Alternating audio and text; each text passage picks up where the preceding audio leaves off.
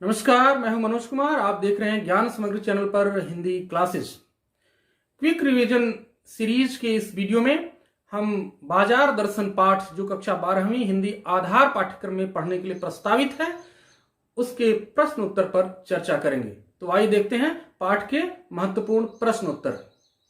लेकिन वीडियो में आगे बढ़ने से पहले ज्ञान समग्र चैनल पर क्विक रिवीजन से संबंधित हिंदी वीडियो देखने के लिए इसको सब्सक्राइब करें और वीडियोज को लाइक करें, शेयर करें, कमेंट सेक्शन में अपनी राय बताना न भूलें। पहला प्रश्न है, बाजार का जादू चढ़ने और उतरने पर मनुष्य पर क्या असर पड़ता है? यह बहुत ही महत्वपूर्ण क्वेश्चन है, बार बार बोर्ड में पूछा गया है। इसमें आपको यह बताना है कि जब किसी मनुष्य पर बाजार का जादू असर करता है तो उस पर उसका प्रभाव क्या होता है। इसका सही उत्तर है, जब बाजार का जादू चढ़ता है तो व्यक्ति को बाजार की हर चीज आवश्यक प्रतीत होती है।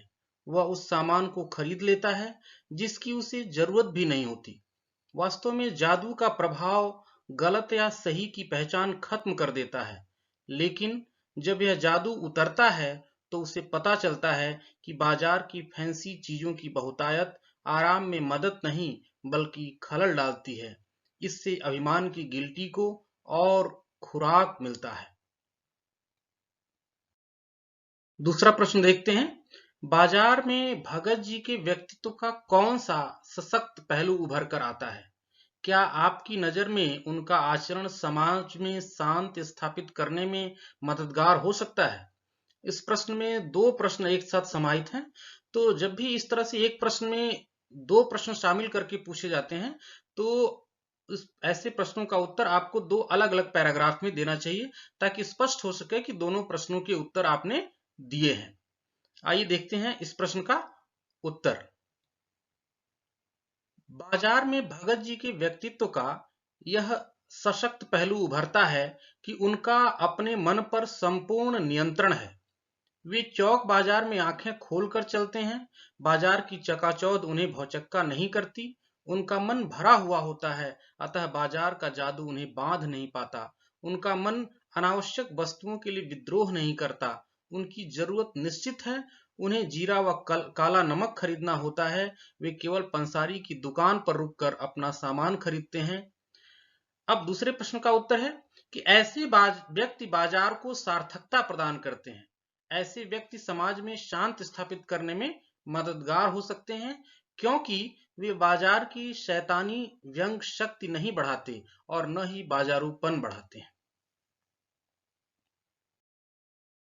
तीसरा प्रश्न है, बाजारूपन से क्या तात्पर्य है? यह प्रश्न भी बहुत महत्वपूर्ण है और कई बार पूछा गया है। इसमें भी दो प्रश्न एक साथ शामिल हैं।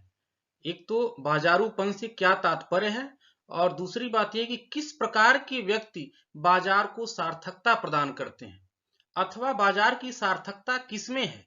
तो एक तरह से कहा जाए तो तीन प्रश्न इसमें शामिल है। बाजारूपन किसे कहते हैं और किस प्रकार की व्यक्ति बाजार को सार्थकता प्रदान करते हैं और बाजार की सार्थकता किसको कहते हैं। तो इन तीनों प्रश्नों का उत्तर आपके उत्तर में जब समाहित होगा तभी जाकर के वो उत्तर संपूर्ण होगा और पूरे नंबर मिलेंगे।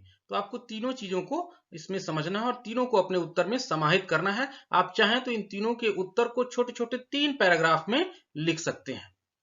तो सही उत्तर देखते हैं। बाजारूपन से तात्पर्य है बाजार का चमक दमक और दिखावा। जब बाजार में हर माल को आकर्षक बनाकर बेचने और ग्राहक को ठगने का प्रयास किया जाता है तो वहां बाजारूपन आ जाता है। इसी तरह ग्राहक जब अपनी जरूरत के हिसाब से नहीं बल्कि मनी पावर दिखाने के लिए माल खरीदता है तो वहां भी बाजारूपन होता है। इस व्यवहार से दुनिया में केवल ग्राहक और बेचक का संबंध शेष बचता है और छल कपट तथा शोषण का बोलबाला होता है। जो मनुष्य अपनी आवश्यकता की चीजें ही बाजार से खरीदता है वही बाजार को सार्थकता प्रदान करता है।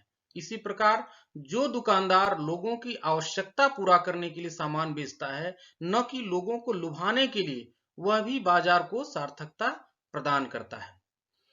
बाजार की सार्थकता किसे कहते हैं? वास्तव में लोगों की आवश्यकता को पूरा करना ही बाजार की सार्थकता है, न कि लोगों को लुभा करके अपने आकर्षण में फंसा करके उनको क्षुब्ध करना, असंतुष्ट करना। चौथा प्रश्न है, देखिए, बाजार किसी का लिंग, जाति, धर्म या क्षेत्र नहीं देखता, वह देखता है सिर्फ उसकी क्रय शक्ति को। इस रूप में वह एक प्रकार से सामाजिक समता की भी रचना करता है। आप इससे कहां तक सहमत हैं? तो यह प्रश्न एक तरह से वैल्यू बेस्ड या मूल्य आधारित प्रश्न के अंतर्गत आता है। इसमें आपको एक कथन दिया हुआ है, उस कथन के प्रति आपको अपनी राय व्यक्त करनी है तर्क के साथ। तो आपको अपना तर्क देना है और आपको बताना है कि इससे कहां तक आप सहमत हैं। और प्रश्न क्या है कि बाजार कोई भेदभाव नहीं करता। वो एक तरह से इस नजरिए से देखा जाए तो बाजार में चाहे लाख बुराइयां हो, लेकिन वो सामाजिक समता की रचना करता है। तो आपको अपने प्रश्न में स्पष्ट करना है कि और जगह किस तरह से भेदभाव देखा जाता है, लेकिन बाजार में किसी तरह से जाति, धर्म या क्षेत्र का भेदभाव नहीं होता है। इस बात को आपको अपने आंसर में शामिल करना है। इसका सही उत्तर देखते हैं। यह बात बिल्कुल सही है कि बाजार किसी का लिंग, जाति, धर्म या क्षेत्र नहीं देखता। वह सिर्फ ग्राहक की क्रय शक्ति को देखता है। उसे इस बात से कोई मतलब नहीं कि खरीदार औरत है या मर्द है, हिंदू है या मुसलमान है, उसकी जाति क्या है या वह किस क्षेत्र विशेष से है। बाजार में उसी को महत्व मिलता है जो अधिक खरीदारी कर सकता है। यहाँ हर व्यक्ति ग्राहक होता है। इस लिहाज से यह एक प्रकार से सामाजिक समता की भी रचना करता है। आज जीवन के हर क्षेत्र, नौकरी, राजनीति, धर्म, आवास, सभी क्षेत्रों में भेदभाव देखने को मिलता है। ऐसे में बाजार हर एक को समान मानता है। यहाँ किसी से कोई भेदभाव नहीं किया जाता, क्योंकि बाजार का उद्देश्य सामान बेचना होता है और सामान वही खरीद सकता है जिसके पास क्रय शक्ति हो। तो यह केवल क्रय शक्ति को देखता है। अतः बाजार समता की रचना करता है। इससे हम पूरी तरह सहमत हैं। अगला प्रश्न है, आप अपने तथा समाज से कुछ ऐसे प्रकार का उल्लेख करें जब पैसा शक्ति के परिचायक के रूप में प्रतीत हुआ या जब पैसे की शक्ति काम नहीं आई। दो चीजें, चूंकि बाजार क्रय शक्ति को ज्यादा महत्व देता है, पैसे की ताकत को ज्यादा महत्व देता है, जो जिसके पास पैसे की ताकत है वही बाजार में टिक पाता है। लेकिन लेखक यहाँ कह रहा है कि कुछ ऐसे भी पल आते हैं जब पैसे की शक्ति बहुत ज्यादा दिखाई देती है, लेकिन वहीं कुछ ऐसे भी पल आते हैं जीवन में जब पैसा बेकार हो जाता है, रखा का रखा रह जाता है, लेकिन हमारे काम नहीं आता है। तो सब कुछ पैसा नहीं है। यद्यपि जीवन में पैसा बहुत कुछ है, लेकिन फिर भी जिंदगी में पैसा सब कुछ नहीं है। इसी बात के लिए ये प्रश्न पूछा गया कि आप इन दोनों चीजों को समझें, पैसे के बारे में कि पैसा सब कुछ नहीं है लेकिन फिर भी पैसा सब कुछ है। इन दोनों बातों में अंतर को समझें। इसीलिए प्रश्न पूछा गया। एक तरह से ये भी मूल्य आधारित प्रश्न है। हालांकि परीक्षा में यह प्रश्न कम ही पूछा गया है, लेकिन फिर भी जीवन की समझ रखने के लिए, जीवन के प्रति आर्थिक नजरिया रखने के लिए इस प्रश्न को समझना बहुत ही आवश्यक है। तो अब उत्तर देखते हैं। हम उत्तर को भी दो भागों में बांटेंगे। एक तो ऐसे उदाहरण को हम रखेंगे जब पैसा शक्ति का परिचायक था, शक्ति का प्रतीक था और उसने पैसे के बल पे सफलता की कहानी कही।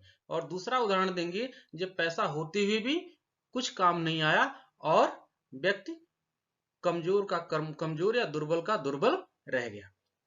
तो इस समाज से एक उदाहरण लेते हैं।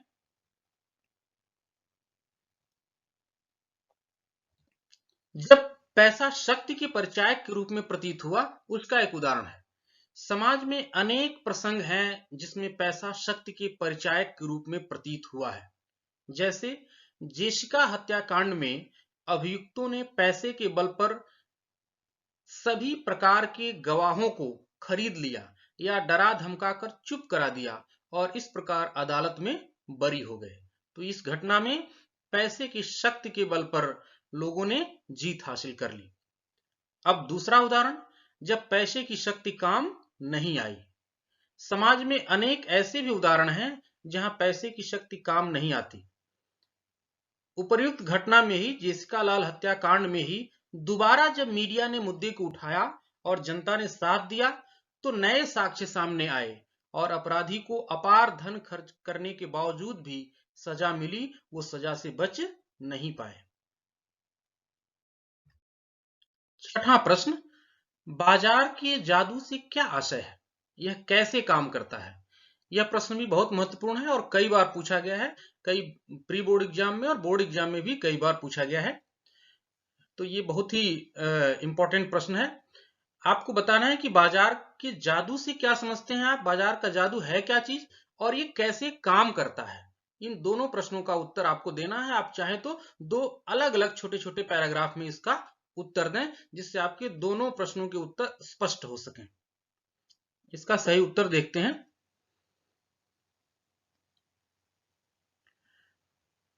बाजार में चमक दमक भरा आकर्षण ही बाजार का जादू है। यह रूप का जादू है। बाजार का जादू आंख के रास्ते काम करता है। जब हम बाजार की चमक दमक भरी वस्तुओं को देखते हैं तो हमारा मन उनकी ओर वैसे ही खींचा चला जाता है जैसे लोहा चुंबक की ओर खींचा चला जाता है। तो दोनों प्रश्नों का उत्तर इसमें हो गया। एक तो बाजार का जादू क्या है, बाजार में चमक दमक भरा आकर्षण, यही बाजार का जादू है। और यह बाजार का जो जादू है वो रूप का जादू है। अब दूसरा प्रश्न, यह कैसे काम करता है? तो इसके लिए उत्तर दिया गया है कि बाजार का जादू आंख के रास्ते काम करता है। जब हम बाजार की चमक दमक भरी वस्तुओं को देखते हैं तो हमारा मन उनकी ओर वैसे ही खींचा चला जाता है जैसे लोहे की ओर चुंबक, या जैसे लोहा चुंबक की ओर। अगला प्रश्न है, बाजार के जादू का असर किन लोगों पर पड़ता है? बाजार के जादू से कैसे बचा जा सकता है? इसी प्रश्न को दूसरे तरह से भी पूछा जा सकता है कि कौन से लोग या किस प्रकार के व्यक्ति बाजार के जादू से खुद को बचा सकते हैं। तो इसमें भी दो प्रश्न शामिल हैं। एक तो बाजार के जादू का असर किन लोगों पर पड़ता है या किन परिस्थितियों में पड़ता है, दोनों तरह से यह प्रश्न पूछा जा सकता है। दूसरा भाग है इस प्रश्न का कि बाजार के जादू से कैसे बचा जा सकता है या किन लोगों पर बाजार का जादू असर नहीं करता है। तो इन दोनों प्रश्नों का आप समाधान करेंगे और चाहें तो इसको भी आप छोटे छोटे दो पैराग्राफ में आप दे सकते हैं अगर बहुत विस्तार से लिखना चाहते हैं तो। सही उत्तर देखते हैं इसका। बाजार जाते समय जिनका मन खाली होता है और जेब भरी होती है उन पर बाजार का जादू सबसे अधिक असर करता है। मन और जेब दोनों खाली हो तब भी बाजार का जादू असर करता है। बाजार के जादू से बचने का एक ही उपाय है, जब बाजार जाओ तो मन भरा होना चाहिए, अर्थात अपनी सही जरूरत पता होनी चाहिए, और जब मन खाली हो तो बाजार नहीं जाना चाहिए।